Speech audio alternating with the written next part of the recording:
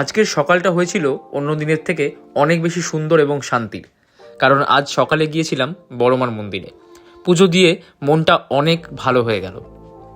ফিরে এসে জিমে গিয়ে করলাম লেগসের ওয়ার্কআউট।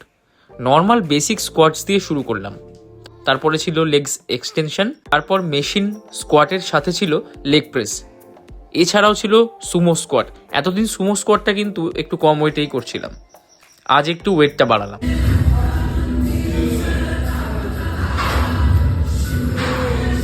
লেগ কার্ল এবং তার সঙ্গে স্ট্যান্ডিং লাঞ্চেস এবং শেষে কাফ রেজ করে আজকে লেগসের ওয়ার্কআউট শেষ করলাম। প্রত্যেকটা ওয়ার্কআউটই কিন্তু আমি 4 সেট করেই করেছি।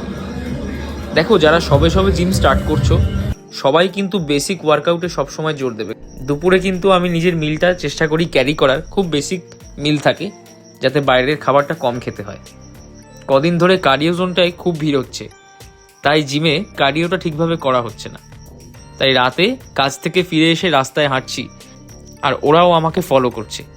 যাই হোক, সবাই সুস্থ থেকো, ভালো থেকো। জয় হিন্দ।